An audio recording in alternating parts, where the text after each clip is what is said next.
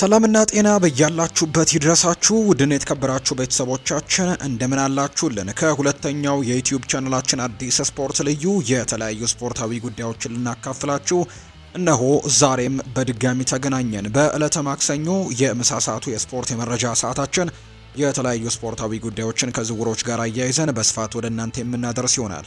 እስከ ፕሮግራማችን ፍጻሜ ድረስ አብራችሁኝ እንድትቆዩ በአክብሮት ጋብዛለሁ። እናንተም ቪዲዮአችንን ላይክ ቻናላችንን ደግሞ ሰብስክራይብ እያደረጋችሁ ቆይታችሁን ከኛ ጋር እንድታደርጉ ነው በአክብሮት የምጋብዘው። የዛሬ ፕሮግራማችንን አሁን ጀምሮ ወደ እናንተ ማድረስ እንጀምራለን። ፉአድ ባሩ ፕሮግራሙን እመራለሁ። እናንተም ግን ቪዲዮአችንን ላይክ እያደረጋችሁ አብራችሁን ቆዩ። የዝውውር ጉዳዮችን ከዩናይትድ፣ ከአርሰናል፣ ከቼልሲ፣ ከሊቨርፑል፣ ከሪያል ማድሪድ፣ ከባርሴሎና እና ከሌሎችም የአውሮፓ ታላላቅ ክለቦች ጋር አያይዘን ወደ እናንተ እናደርሳለን። ቆይታችሁን ከኛ ጋር አድርጉ። ከመሸጋገሪያ በኋላ በድጋሚ ተመልሰን የምንመጣ ነው የሚሆነው። አብራችሁን ቆዩ።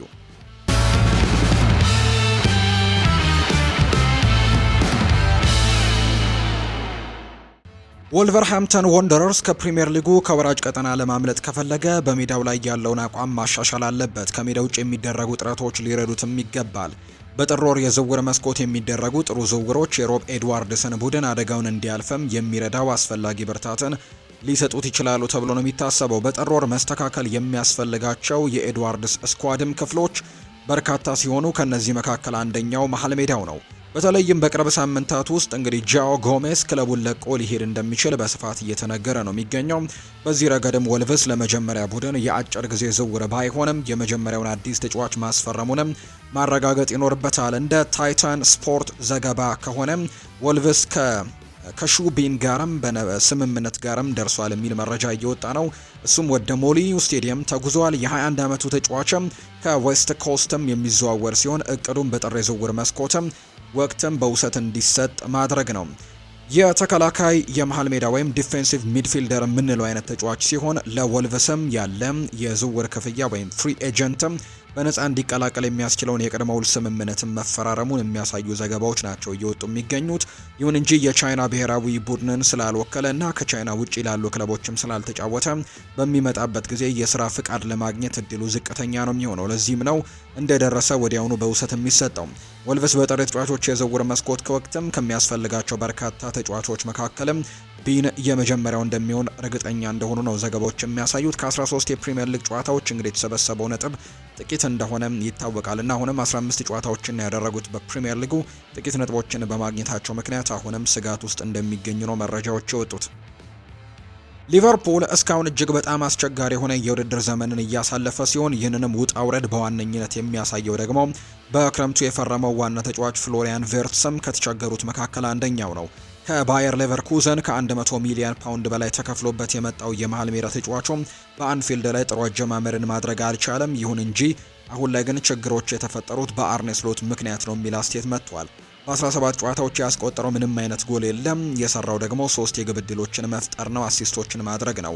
ለፍሎሪያን ቬርትስም እንዲህ ይፈጠራል ተብሎ አልተጠበቀም ነበር። ነገር ግን በትውልድ ሀገሩ ጀርመን በሊቨርፑል ተገቢውን ቦታ እንዳላገኘ እየተነገረ ሲሆን ለዚህም ተጠያቂው ሰው አሰልጣኝ አርነ ስሎት እንደሆነ ነው መረጃዎች የሚያሳዩት። ፍሎሪያን ቬርትስ በሊቨርፑል የ10 ቁጥር ማሊያ ቃል ተገብቶለት እንደነበረም ከዚህ በፊት ሲነገር ነበር። በተለይ ከዚህ በፊት የባየር ሚኒክ ፕሬዝዳንት የነበሩት ኡሊ ሆኔሽ ይህን ነገር ተናግረውት እንደነበር እናስታውሳለን። ስሎት ፍሎሪያን ቬርትስን በክረምቱ ወደ ሊቨርፑል ሲያዘዋውረው የቃል የገባለት በጣም በርካታ ነገሮች እንደጣሰበት ነው ኦሊ ሆኔሽ ከዚህ በፊት ሲናገሩ የሰማ ነው። 10 ቁጥር እንሰጠዋለሁ ብለው ነበር፣ ነገር ግን 10 ቁጥር አልተሰጠውም። እንዲሁ ደግሞ ቡድኑንም እሱ ላይ ይገነባል ተብሎ ታስቦ ነበር፣ ነገር ግን ያንንም ሳያደርጉለት ቀርተዋል ብለው ነበር ኡሊ ሆኔሽ ያኔ ሲናገሩ። ቬርትስ እጅግ በጣም ጥሩ ተጫዋች መሆኑ ግልጽ ነው። በተለይ በጀርመን ቡንደስሊጋ ድንቅ እንቅስቃሴውን አሳይቶን ነበር። ወደ ሊቨርፑል ከመጣ ወዲህ ደግሞ ለምን በቶሎ እንደዚህ ግራ የሚያጋባ ነገሮች ተፈጠሩ የሚሉት ጉዳዮች አጠራጣሪዎች ናቸው። ጥያቄ የለውም ተጫዋቹ አሁንም ታለንትድ እንደሆነ ምንም ጥያቄ የለውም። የ2 ዓመቱ ተጫዋች ጥንካሬዎቹን መሰረት አድርጎ እያጫወተው አይደለም የሚል ጥያቄም ተነስቷል። አርነ ስሎት ላይ የኡሊ ሆነሽ አስቴትም ተቀባይነት ያለው ነው ይላሉ በርካቶች። ምንም እንኳን ተጫዋቹ ራሱን ባገኘው ሁኔታ እንግዲህ መላመድ መቻል ይኖርበታል ተብሎ ቢታሰብ፣ ስሎት ግን በሊቨርፑል ነገሮችን ማስተካከል ተስኖት ከስራው ቢባረር ፍሎሪያን ቬርትስ አቋሙን መልሶ የማግኘት እድልም እንግዲህ የሚያገኝም ከሆነ ማየቱ አስደሳች ያደርገዋል። ባለፈው ሳምንት መጨረሻ ላይም እንዲሁም በተለይ ዌስትሃም ዩናይትድን ባሸነፉበት ጨዋታ ከዛም ቀጥሎ ከሰንደርላንድ ጋር አቻ በወጡበት ጨዋታ እንኳን ጥሩ የሚባል ነገሮችን ለማሳየት ሙከራዎችን ማድረጉን ነው ያስተዋል ነው ከፍሎሪያን ቬርትስ ጋር በተያያዘ። ሌላኛው የምናነሳው ጉዳይ ደግሞ ከማይልስ ሉዊስ ስኬሊ ጋር የተያዘ ጉዳይ ነው። ሉዊስ ስኬሊ ባለፈው የውድድር ዘመን በበርካታ አስደናቂ ብቃቶች መታየት ቢጀምርም ባለፉት ሳምንታት ግን ክብሩ ዝቅ ብሏል። ቸልሲ ከኤምሬትስ ሊያርቀው የሚችልን እድልን ተመልክቷል። ሆኖም ግን ተስፋቸው እንግዲህ አሁን ላይ ግንባር ቀደም ሊሆን አልቻለም። እንደ ፉትቦል ኢንሳይደር ዘገባ ከሆነ ፒተር ኡርክ እንደተናገረው አርሰናል ሉዊስ ስኬሊን ለመሸጥ በተለይም ለቸልሲ ለመሸጥ ምንም አይነት እቅድ የለውም። ማይልስ ሉዊስ ስኬሊ ወደ ቸልሲ የመዛወር እድል የለውም ተብሎ ነው አሁን ላይ እየተገለጸ የሚገኘው። እንደ ሉዊስ ስኬሊ ያለ በክለቡ ያደገም ተጫዋችም ወደ ተቀናቃኛቸው ለንደን አቋርጦ እንዲሄድ መፍቀድ ለአርሰናል እውነተኛ ህመም ሊሆን እንደሚችል ነው የሚነገረው። አርሰናል አሁንም ሉዊስ ስኬሊ ለረጅም ጊዜ በክለቡ የያዘው እቅድ ቁልፍ አካል አድርጎ ነው የሚመለከተው። ስለዚህም ደግሞ ብዙም ሳይቆይ አዲስ የረጅም ጊዜ ውልም ተፈራርሟል። ወደ ቸልሲ የመሰለ የፕሪሚየር ሊግ ተቀናቃኝ እንዲሄድም አይፈልጉም። ለእኔ ደግሞ አሁን ባለው ሁኔታ ቸልሲ ማይልስ ሉዊስ ስኬሊን አያስፈልገውም። ቸልሲ ወጥቶ እንግዲህ አዲስ ግራ ተከላካይ ለማስፈረም ቅድሚያ የሚሰጠው ጉዳይ ይሆናል ተብሎ የማይታሰብም። ምክንያቱም በዛ ቦታ ላይ እነ ጁሪየል ሃቶ እና ማርኮ ኮሬያ የመሰሉ ተጫዋቾች ስላሉት አርሰናል እዚያ እንዲሄድ ለመፍቀድ እንኳን በጭራሽ አያስቡም። የቡድናቸውን ጥንካሬ ማዳከምም አይፈልጉም። ማንኛውንም ተጫዋቻቸውን እንዲለቁ አይፈልጉም። በተለይ ደግሞ ሉዊስ ስኬሊን ለወደፊት እቅዳቸው ቁልፍ አካል ከመሆኑ ጋር በተያያዘ በዚህ የውድድር ዘመን በብዙም ተሳትፎ ባያደርግም ሚኬል አርቴታና አርሰናል አሁንም ሉዊስ ስኬሊን ከፍተኛ ተሰጥኦ እንዳለው አድርገው ይቆጥሩታል። ለብዙ ዓመታትም ለፕሪሚየር ሊጉ መሪዎችም ጠቃሚ ተጫዋች እንደሚሆን የተረጋገጠም ጉዳይ ነው። በአንፊልድ ላይ ያለው ጫና እየጨመረ ነው። ሊቨርፑል በ10 ዓመታት ውስጥ ካጋጠሙት እጅግ የከፋ ጊዜያቶች አንድ ውስጥ እየታገለ በመሆኑም የሊቨርፑል አሰልጣኝ አርነ ስሎት እየተተቹ ይገኛሉ። ሪፖርቶች እንደሚያመለክቱት ከሆነ እንግዲህ ክለቡ ከቀድሞ አሰልጣኙ ብሬንዳን ሮጀርስ ጋር አስገራሚ የሆነ ዳግም ውህደትን እያሰበ ነው። በመጀመሪያው ውድድር ዘመናቸው የፕሪሚየር ሊግ ዋንጫን ካነሱ በኋላ በክረምቱ የዝውውር መስኮት የነበራቸው ውጤትን ተከትሎ የደጋፊዎች ተስፋ እጅግ ከፍተኛ ነበር በአርነ ስሎት ላይ። ሆኖም ግን የ2025-26 የውድድር ዘመን አስደንጋጭ ለውጥን አሳይቷል። ሊቨርፑል በሁሉም ውድድሮች ከመጨረሻዎቹ 12 ጨዋታዎች 9ኙን ተሸንፏል። የክለቡ ከ70 ዓመታት በላይ ያላጋጠመው ውድቀት ነው። እንደ ስፔናዊው ዘገባ ፌጂያስ ዘገባ ከሆነ ሊቨርፑል ሮጀርስን ከአንዶኒ ኢራኦላ ጋር በመሆን አርነ ስሎትን ሊተኩ የሚችሉ እጩዎች አድርጎ ነው የለያቸው። ከየርገን ክሎፕ በፊት ሊቨርፑልን ያሰለጠኑት ብሬንዳን ሮጀርስ ቅናሽ ከቀረበላቸው ለመመለስ ፍቃደኛ እንደሆኑ ተዘግቧል። የሚስማሙበትም ይሆናል ተብሎ ነው የሚታሰበው። ብሬንዳን ሮጀርስ ክለቡን በደንብ ያውቁታል፣ ጫናዎቹን ይገነዘባሉ። እናም ቢያንስ ለአጭር ጊዜ ውስጥም መፍትሄ ሊሆኑ እንደሚችሉ ይገመታል ተብሎ ነው የሚታሰበው። ሆኖም ግን ትልቁ ጥያቄ የሚሆነው ለረጅም ጊዜ የሚቆይ መፍትሄ ተደርገው ይወሰዳሉ ወይስ ደግሞ ክለቡ ዘላቂ ምትክ እስኪያገኝ ድረስም ጊዜያዊ መፍትሄ ብቻ ይሆናሉ ተብሎ ነው ጥያቄዎች የቀረቡት።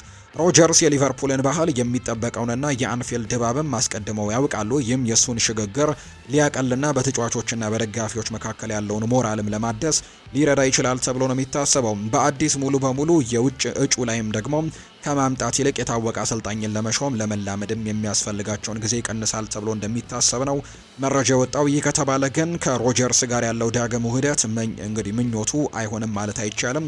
አርነ ስሎት አሁን በሊቨርፑል ባለቤቶች ድጋፍ አላቸውና ከዌስትሃም ዩናይትድ ጋር ከሜዳ ውጪ ባገኙት የ2-0 ድልም እንግዲህ አዲስ ፈራሚያቸው አሌክዛንደር ኢሳክ የመጀመሪያ ፕሪሚየር ሊግ ጎሉን ያስቆጠረበት ጨዋታ እንደነበር ይታወሳል። በአሁኑ ወቅት እንግዲህ ለአሰልጣኙ ለቡድኑ በራስ መተማመንን የሚሰጥ ውጤትን ቶሎ ማምጣት ይኖርባቸዋል። ከዌስትሃም ዩናይትዱ ጨዋታ ከሰንደርላንድ ጋር አቻ፣ ከሊድስ ዩናይትድ ጋርም አቻ አጠናቀባል። ነገ ደግሞ ወሳኝ የሚባል የአውሮፓ ቻምፒየንስ ሊግ ጨዋታቸውን ከኢንተር ሚላን ጋር ያደርጋሉ። ሮጀርስ በ2015 ከሊቨርፑል የተባረሩበት እውነታ በራሱ ይናገራል። ከዚህ ቀደም የረጅም ጊዜ ክለቡን ቀጣይነትም ባለው ስኬት መምራት አልቻሉም ነበር።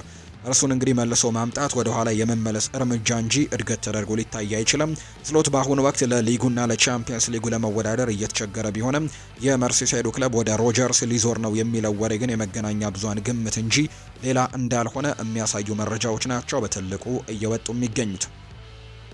በቅርቡ ከስፔኑ ዲያሪዮ አስ በተዘገበው መረጃ መሰረት ቸልሲና ማንቸስተር ዩናይትድ የብራዚሉን ክለብ ግሬሚዮን የሚጫወተውን የ17 ዓመቱን የመሃል ተከላካይ ሉዊስ ኤድዋርዶን ዝውውር በተመለከተም በዝግ ድርድር ጀምሯል። ሁለቱ የፕሪሚየር ሊግ ግዙፍ ክለቦች በሚቀጥሉት ሳምንታት ውስጥም መደበኛ የዝውውር ጥያቄዎችን ለማቅረብ እየተዘጋጁ እንደሆነ ተገልጿል። ኤድዋርድም የማስፈረም ፉክክር ተጫዋቹ ምን ያክል ዋጋ እንዳለው የሚያሳይ ነው። በዚህ ዓመት መጀመሪያ ላይ ከግሬሚዮ ጋር አዲስ ውል በተፈራረመበት ወቅትም ውሉ ሪፖርት በተደረገው መሰረት 60 ሚሊዮን ዩሮ የመልቀቂያ አንቀጽን አካቷል። ይህ አሃዝም የእሱን ተሰጥኦና አቅም ለማንጸባረቅና ከክለቡ አካዳሚ የሚያደርገውን የጅምላ መውጣትም ለመከላከል የታሰበ ነው። የኤድዋርድ ተፈላጊነት ለመረዳት ቀላል ነው። ገና በወጣትነት እድሜው ቢሆንም ባለው ቁመት ፍጥነትና በመከላከል ላይ ባለው መረጋጋት ምክንያትም ትኩረትን እየሳበ ነው። አንዳንድ ዘገባዎች እንደሚጠቁሙት እሱ በዓለም ወጣት እግር ኳስ ውስጥ ካሉ እጅግ ፈጣን የመሀል ተከላካዮችም አንደኛው ነው። ይህም ደግሞ ለእድሜውና ለቦታው ብርቅ የሆነ ጥራት ነው። ከዚህ በተጨማሪ በቅርቡ በብራዚል ከ17 ዓመት በታች የዓለም ዋንጫ ላይ ያሳየው ብቃትን ስንጨምር ከፍተኛ የአውሮፓ ክለቦች ለምን እሱን ለማስፈረም እንደሚጣጣሩ ግልጽ ነው። በዲያሪዮ አስ ዘገባ ላይ እንደተጠቀሰው ቼልሲም ሆነ ዩናይትድ አስቀድመው ግንኙነት ፈጥረዋል። እናም በቅርቡ ይፋዊ የዝውውር ጥያቄዎችን ያቀርባሉ ተብሎ ነው የሚጠበቀው። ይሁን እንጂ ወደ አውሮፓ የሚወስድ መንገድ ቀላል አይሆንም። ግሬሚዮ ቢያንስ ለአሁኑ የእሱን ውድ ሀብት ለማስጠበቅም ቆርጦ ተነስቷል። ኤድዋርዶ ለክለቡ የወደፊት እቅዶችም መሰረታዊ ምሰሶ ተደርጎ ነው የሚወሰደው። ለማንቸስተር ዩናይትድ ቁልፉ ጥያቄ ብዙም ባይረጋገጥም ተስፋ ሰጪ ለሆነ ተጫዋች እንዲህ ያለውን ዋጋ ለመክፈል ፈቃደኞች ናቸው ወይ የሚለው ነው። የክለቡ የፋይናንስ ገደቦችና አስቸኳይ ፍላጎቶችን ከግምት ውስጥ ሲገቡ በኦልትራፎርድ ውስጥ ያሉ አንዳንድ ሰዎች የ17 ዓመት ወጣትን የ60 ሚሊዮን ዩሮ የመሃል ተከላካይ ዝውውር ላይ ሊያቅማሙ ይችላሉ የተባለው። በሌላ በኩል ቼልሲ በጣም የተለየና የአጥቂ የሆነ ዝውውር ስትራቴጂንም ይከተላል። አሁን ግን እንግዲህ ከዛ በኋላ የሚለው ዝግጁነታቸው ለረጅም ጊዜ ሊጠቅማቸው በሚችል ወጣትና ከፍተኛ ደረጃ ሊደርስ በሚችል ተከላካይ ላይ ከፍተኛ ገንዘቦችን ለማውጣት በበለጠ ምኞትም ሊሰማቸው እንደሚችል የሚያሳይ ነው። የዝውውር ፉክክሩ በሁለቱም ክለቦች መካከል ከፍተኛ ይሆናል ተብሎ የሚጠበቅ ሲሆን ቼልሲና ማንቸስተር ዩናይትድ ሁለቱም እሱን ማየታቸው ተጫዋቹ በእግር ኳሱ ልሂቃን ዘንድም ምን ያክል ከፍተኛ ግምት እንዳለው የሚያሳይ መረጃ ነው ተብሎ ነው የተገለጸው። እንደ ፌጂያ ዘገባ ከሆነ ማንቸስተር ዩናይትድ በፍጥነት የሚታወቀውን የኒውካስል ዩናይትዱን ክንፍ ተጫዋች ሃርቬ ባርንስን ለማስፈረም በጀመረው ፉክክር ከቼልሲ ጋር ተቀላቅሏል። ዩናይትድ በክንፍ ቦታው ላይም ማጠናከሪያዎችን ለመፈለግ በመሞከር ላይ እንደሚሆንም ለ27 ዓመቱ ተጫዋችም 60 ሚሊዮን ዩሮ በግምትም 52.5 ሚሊዮን ፓውንድ የሚገመት አስገራሚ የዝውውር ጥያቄን እንዳቀረበ ነው ሪፖርቱ የሚያመለክተው። ማንቸስተር ዩናይትድ የተጋጣሚን መከላከል በክንፎች ላይ እንግዲህ መዘርጋት ብቻ ሳይሆን ፍጥነትንና ፈጠራን ማስረጽም የሚችል አጥቂ በማደል ላይ ሲሆኑ ባርነስም እነዚህን ባህሪያት በብዛት የያዘ ነው። ባርነስ ለአጥቂ ክፍላቸው ፍጥነትና ፈጠራን ለመስጠትም እንደ ምርጥ እጩ ተደርጎ ነው የሚታየው።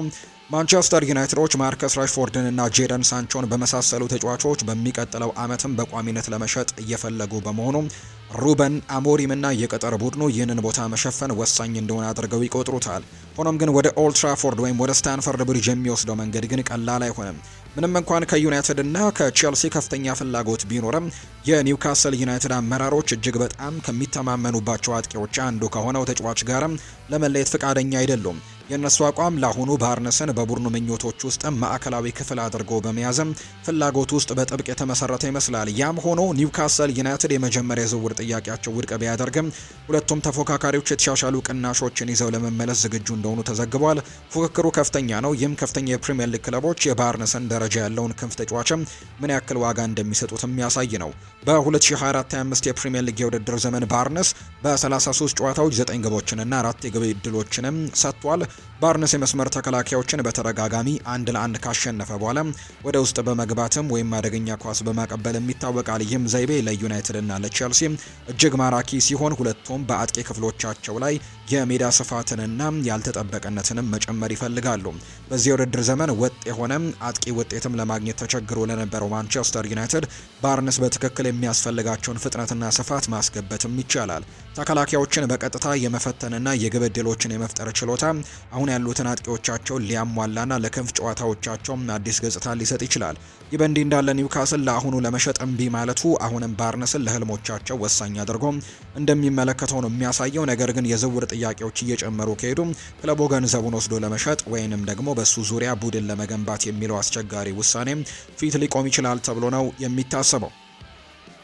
ዳንኤል ስተሪጅ ቸልሲ ከአርሰናል ጋር 1-1 አቻ በወጣበት ወቅት የቸልሲ ኮከብ የሆነው ሪስ ጄምስ ላሳየው ብቃት አድናቆቱን ሲገልጽለት እንደነበር የምናስታውሰው ጉዳይ ነው። የሰሜዎቹ ካፕቴን በአሰልጣኝ ኤንዞ ማሬስካ በመሃል ሜዳ ቦታ ላይ እንዲሰማራ ተደርጎ የነበረ ሲሆን የእንግሊዝ ብሔራዊ ቡድን ተጫዋቹ በሚኬል አርቴታው አርሰናል ላይ የጨዋታው ኮከብ ሽልማትን ያሸነፈበት ጊዜንም የምናስታውሰው ነው። ሪስ ጄምስ ከዚህ በኋላም በዛ ቦታ ላይ መቀጠል አለበት ብሎ ያስባል። እንግዲህ ይህንን ሀሳቡን ሲሰጥ ዳንኤል ስተሪጅ ሪስ ጄምስ በቸልሲ መሃል ሜዳ ላይ ከሞይስ ካይሴዶ ጋር በጥምረት እንዲጫወት ተመርጦ ነበር። ነገር ግን ካይሴዶ በመጀመሪያው አጋማሽ ያኔም ቀይ ካርድ በማግኘቱ ጄምስ መሃል ሜዳውን ብቻውን ተረክቦ በአርሰናል ተጫዋቾች ላይ በብቃት የበላይነትን አግኝቶ ነበር። የቼልሲው ካፕቴን በቁጥር ብልጫ በነበረባቸው አርሰናል ላይ ሲታገል ለቡድኑ እንግዲህ ወሳኝ ተጫዋችም እንደነበር ተመልክቼዋለሁና ከዚህ በኋላ እዛ ቦታ ላይ ብመለከተው ደስ ይለኛል የሚል አይነት ሀሳብን ጭምር ነው ዳንኤል ስተሪጂ እየተናገረ የሚገኘው። ጄምስ መሀል ሜዳውን መቆጣጠር ብቻ ሳይሆን በሁለተኛው አጋማሽ የቡድን ጓደኞቹን ወደ ማጥቃት እንዲሄዱ በመገፋፋትና ለቡድን አጋሮቹም የግብ ዕድሎችን ለመፍጠርም በመላው ሜዳው ኳስን ሲያሰራጭ ነበር። ሊቨርፑሎች ሶስቱንም ነጥብ ማሸነፍ ባይችሉ እንኳን ቸልሲዎች ሶስቱንም ነጥቦች እንኳን ማሸነፍ ባይችሉ የሪስ ጄምስ ብቃት ግን እዛ ጨዋታ ላይ በጣም ድንቅ ሆኖ ነበር የተመለከትኩት ይላል ዳንኤል ስተሪጅ። ለስካይ ስፖርት ሲናገርም ከዚህ በኋላ በዛ ቦታ ላይ ምናልባት አንዳንድ ጨዋታዎች ላይ ብመለከተው ከካይሴዶ ጋር ተጣምረው እጅግ በጣም ደስ ይለኛል ሲልም ጭምር ነው የተናገረው። እሱ የክለቡ ከፍተኛ ተጫዋች ሆኗል፣ በክለቡ ውስጥም ለ20 ዓመታት ያክል ቆይቷል ሲልም ነው የተናገረው። በአካዳሚም እዛው የነበረ ተጫዋች እንደሆነ የምናውቀው ነው። በሙያው በሙሉ በጉዳት ሲሰቃይ ቆይቷል፣ ነገር ግን በፍጹም አስገራሚ የእግር ኳስ ተጫዋች መሆኑ ግን ምንም ጥርጥር የለውም ሲልም ነው የተናገረው። ለቡድኑ የሚያመጣው ሁለገብነት ወይም ቨርሳታይሊቲ፣ የቆሙ ኳሶች ወይም ሴት ፒስ እንዲሁም የመሃል ሜዳውንና በቀኝ ተከላካይ ለመጫወት የሚያስፈልጉት ሁሉም ባህሪያቶች ያሉት እሱ በጣም ድንቅ ተጫዋች እንደሆነ እያስመለከተ ነው። ጄምስ በስታንፈርድ ብሪጅ ከአርሰናል ጋር በተደረገው ጨዋታና ከዛ በኋላም ባሉ ጨዋታዎች ላይ ጥሩ ነገሮችን ማሳየት የሚችል አይነት ተጫዋች ነው። ስለዚህም ይህ ተጫዋች በዛ ቦታ ላይ ከዚህ በኋላ በትልቁ ሲያገለግል መመልከት ወዳለው ሲልም ጭምር ነው የተናገረው። ማንቸስተር ዩናይትድ በሚቀጥለው ክረምት የመሃል ሜዳውን በከፍተኛ ደረጃ ለማደስ እየተዘጋጀ መሆኑ ተዘግቧል። የክሪስታል ፓላስ አደም ዋርተን የክለቡ ዋነኛ ኢላማ እንደሆነ እየተነገረ ነው። ከሰንደይ ሚረር በወጣ ዘገባ መሰረትም የ21 ዓመቱ ተጫዋች እንደ ኖቲንግሃም ፎረስቱ ኤሊዮት አንደርሰን ከመሳሰሉ አማራጮች ቀድሞ ለማንቸስተር ዩናይትድም ቁጥር 1 ቅድሚያ የሚሰጠው ተጫዋች ተብሎ እየተለየ ነው። የዩናይትድ የቀጠር ቡድን ለ2026 ክረምት የዝውውር መስኮትም የመሃል ሜዳውን ለማጠናከር ከፍተኛ ቅድሚያ የሚሰጠው ጉዳይ አድርጎ የክለቡ ስካውቶችም አደም ዋርተንን ለክሪስታል ፓላስ ብቅ ካለበት ጊዜ ጀምሮ እምርታውንም በቅርብ ሲከታተሉት ቆይተዋል። እናም በአንፊልድ ላይም ስኬታማ ለመሆን የሚያስችለውን መረጋጋትና ታክቲካዊ ብልህነትንም ፍጹም ጥምረት እንዳለው ነው የሚያምኑት። ሪፖርቶች እንደሚያመለክቱት ዩናይትድ አደም ዋርተንን በ70 ሚሊዮን ፓውንድ አካባቢ ለማስፈረም እንደሚችል ተስፋ ያደርጋል። ምንም እንኳን ስምምነቱ ክለቡ ለ2026-27 የውድድር ዘመን የአውሮፓ ውድድር ማጣሪያ ማግኘቱ ላይ የተንጠላጠለ ሊሆን ይችላል ቢባልም የመሃል ሜዳ ተጫዋቹ በትውልድ ቦታው ብላክበርን በመሆኑ ወደ ሰሜን ምዕራብ እንግሊዝም ለመመለስ ፍላጎት እንዳለው ቢነገርም ዩናይትድ የአውሮፓ እግር ኳስን ማቅረብ ካልቻለ ግን ዝውውሩ ይቀበል ይሆናል ተብሏል። አደም ዋርተን በዚህ የውድድር ዘመን በፕሪሚየር ሊግ ውስጥ ካሉ እጅግ አስደናቂ ወጣት ተጫዋቾች አንደኛው እንደሆነ ጥያቄ የለውም። የጨዋታውን ፍጥነት የመቆጣጠር ትክክለኛ በሆኑ ቅብብሎችም መስመሮችን የመስበርና በመከላከል አስተዋጽኦ ጭምር በትልቁ የሚያግዝ ተጫዋች ነውና ከዴክላን ራይስና ሞይስ ካይሴዶ ከመሳሰሉትም ተጫዋቾች ጋር እንዲነጻጸር አድርጎታል። ፓላስ እንግዲህ እሱን የረጅም ጊዜ ፕሮጀክታቸው ዋና ምሰሶ አድርገው ይመለከቱታል። እንዲሁ እንግዲህ ክሪስታል ፓላሶች የሚሸጡት ተጫዋችም ራሱ ዝውውሩን በግልጽም ከጠየቀ ብቻ እንደሆነ ነው የተገለጸው። ለዩናይትድ አደም ዋርተንን የማስፈረም ፍላጎት የመጣው በቡድኑ መሃል ሜዳ ላይ ባለው የቁጥጥር እጦትና ወጥነት የጎደለው አቋም ላይ ከሚነሱ ከባድ ስጋቶች ጋር ተያይዞ ነው። አንጋፋው የመሃል ሜዳ ተጫዋች ካሴሜሮ በአንድ ወቅትም የቡድኑን ቁልፍ መሪ የነበረ ቢሆንም በክለቡ ያሳየው የመጀመሪያ ብቃትን መድገም ግን ተቸግሯል። በዚህ የውድድር ዘመን የእንቅስቃሴ ችሎታውና የመከላከል ሽፋኑ ጥያቄዎችም የተነሱበት ሲሆን በርካታ ጉዳቶችም ተጽዕኖን የበለጠ ቀንሰውታል። በተመሳሳይ ጊዜ ከፓሪስ ሳን ዠርሜን የፈረመው ማኑኤል ኡጋርቴም በአሰልጣኝ ሩበን አሞሪም ዘንድም ለማስደመም አልቻለም። ይህም ዩራጓዊው በተደጋጋሚ ከመጀመሪያው አስተላለፍም እንዲቀመጥ አድርጎታል። ሩበን አሞሪም በፍጥነት እንግዲህ በመጫን ወይም አግሬሲቭሊ ፕሬሲንግ ችሎታ ያለው እና በተመሳሳይ ጊዜ ደግሞ ኳሱን በእጁ ሲሆን መረጋጋትን የሚጠብቅ ተለዋዋጭ የመሃል ሜዳ ተጫዋችም ለማምጣት እንደሚጓጉ ተዘግቧል። ይህም መግለጫ ደግሞ አደም ዋርተን በትክክል የሚስማማ ነው ተብሎ ይታሰባል። በፓላስ ያሳያቸው ብቃቶች ከእድሜው በላይ የሆነ ብስለት ብቻ ሳይሆን ከሩበን አሞሪም ኳስን መሰረት ያደረገ አጨዋወት ስርዓት ጋርም የሚጣጣም ቴክኒካል ብልጫንም አሳይቷል ተብሎ ነው የሚታሰበው።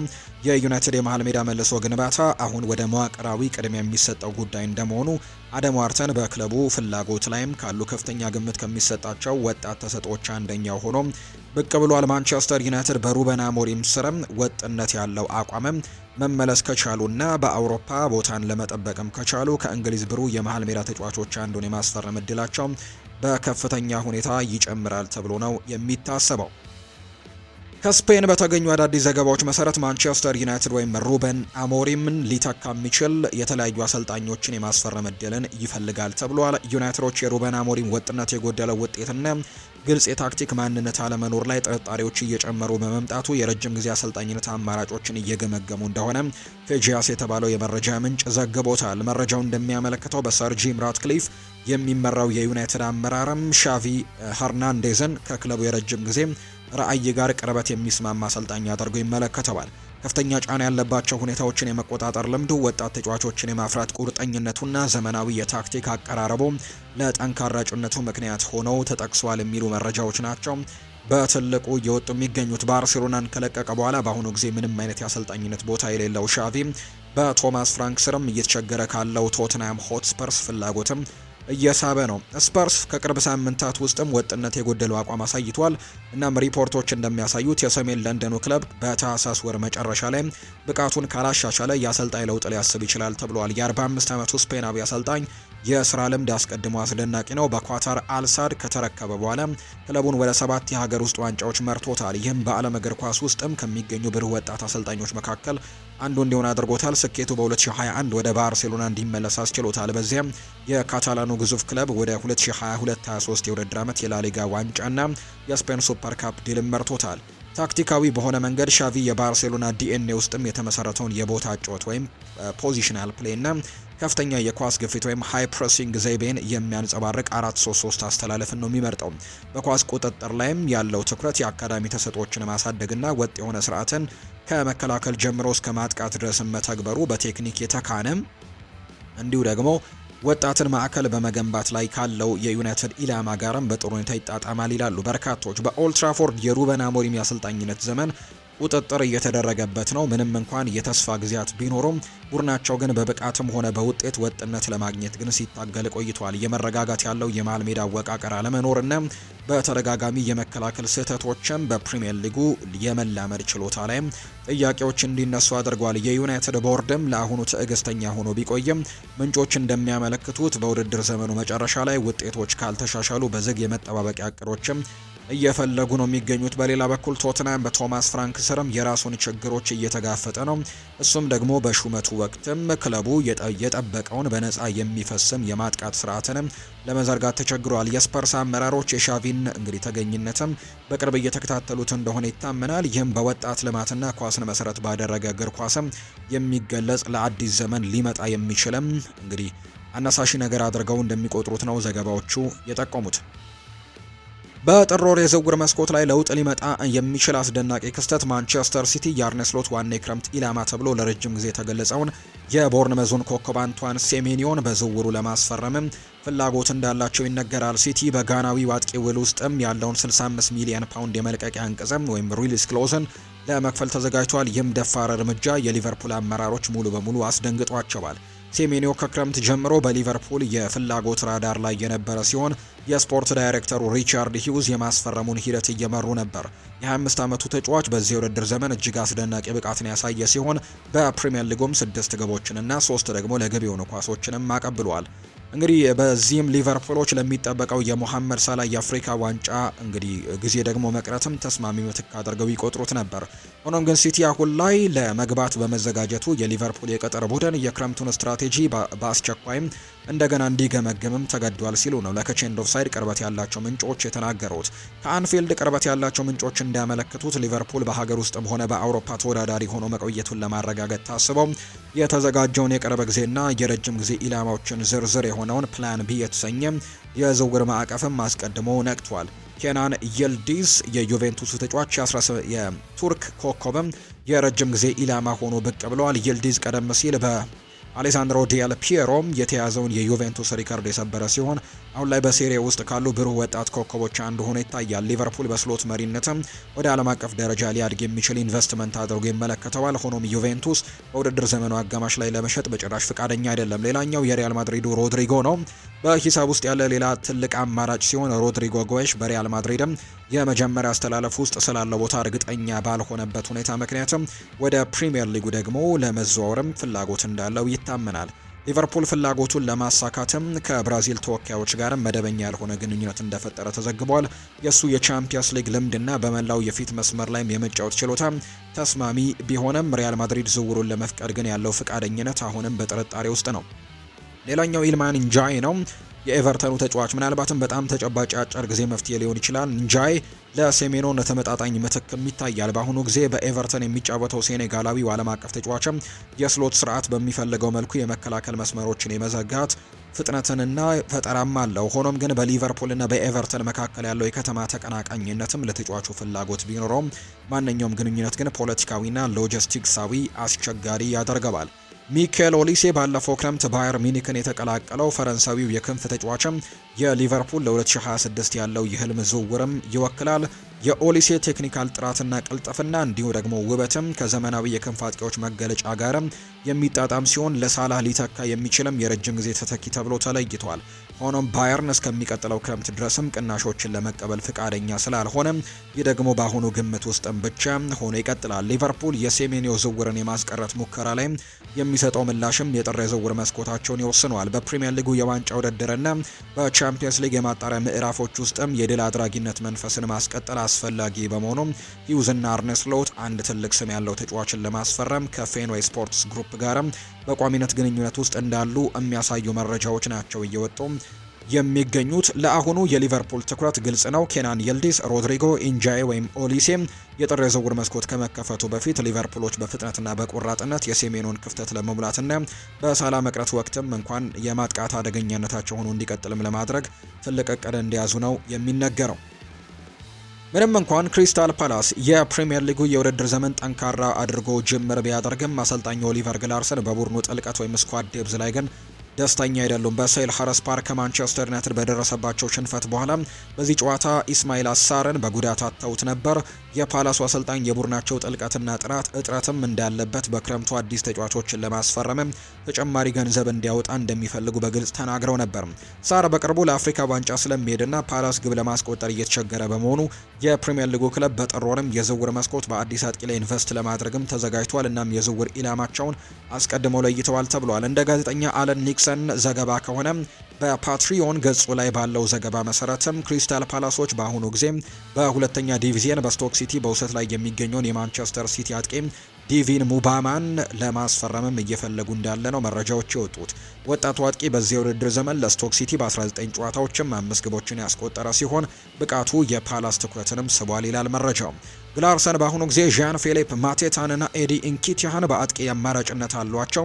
ነገር ግን ፓላስ በበርካታ ግንባሮች እየተወዳደረ በመሆኑ በሊጉ በኮንፈረንስ ሊግና በኤፍኤል ካፕም የተከማቸውን የጨዋታ መርሃ ግብር ደግሞ ለመቋቋም የቡድን ጥልቀት ወሳኝ ነው። በአዲሱ አጥቂ ላይ ያለው ፍላጎት ደግሞ በቅርቡ ወደ ሲሪኦ የመዞር ፍላጎት አሳይቶ የነበረው ዣን ፊሊፕ ማቴታ ሳይኖር ፓላስ ለወደፊት ህይወቱ እየተዘጋጀ መሆኑን ሊያመለክት ይችላል። በኦሊቨር ግላርሰን አመራር ስር ወደ ክሪስታል ፓላስ መዘዋወሩ ለሙባማም ትልቅ ለውጥን ሊያመጣ ይችላል። በከፍተኛ ደረጃ ራሱን ለመቋቋም በሚሞክር ወጣት አጥቂም መደበኛ የመጫወት ደግሞ እንዲሁ ጊዜና አቅሙን ሙሉ በሙሉም የሚጠቀምበት አካባቢ ያስፈልገዋል። በኤርሊንግ ሃላንድ መኖር ምክንያት በኢቲያድ የመጀመሪያ ቡድን ውስጥ መግባት ፈጽሞ የማይቻል በመሆኑ ሙባማ ያንን በማንቸስተር ሲቲ እንደሚያገኝ አይጠብቅም። በፓላስ ግን እነዚህን እድሎች ማግኘትም ይችላል። እናም ደግሞ ብዙ አጥቂ ተጫዋቾችን በረዳ አካባቢ ውስጥም እድገቱን ሊቀጥል ይችላል ተብሎ እንደሚታሰብ ነው መረጃዎች አሁን ላይ በትልቁ እየወጡ የሚገኙት። ውድና የተከበራችሁ ቤተሰቦቻችን ለዛሬ ያዝንላችሁ አዳዲስ ስፖርታዊ ጉዳዮቻችን እነዚህን ነው የሚመስሉት። ከሁለተኛው የዩቲዩብ ቻናል ለዛሬ ያዝንላችሁ ስፖርታዊ ጉዳዮቻችን እነዚህን ይመስላሉ። ስለተከታተላችሁን ከልብ አድርገን ነው የምናመሰግነው። ፏድ ባህሩ የዛሬውን ፕሮግራም እየመራው ከእናንተ ጋር ቆይታን አድርጌያለሁ። በቀጣይ ፕሮግራሞቻችን ደግሞ ሌሎች ስፖርታዊ ጉዳዮችን በተለይ አመሻሽ ላይ በሚኖረው የስፖርት የመረጃ ሰዓታችን በአዲስ ስፖርት ልዩ ሌሎች የዝውውር ጉዳዮችን ይዘን እንመጣለን። ስላደመጣችሁኝ ስለተከታተላችሁኝ ቆይታችሁ ከኛ ጋር ስለነበር ግን ከልብ አድርጌ አመሰግናችኋለሁ። መልካም ጊዜ እንዲሆንላችሁም ነው በአክብሮት የምመኘው። መልካም ቀን ይሁንላችሁ።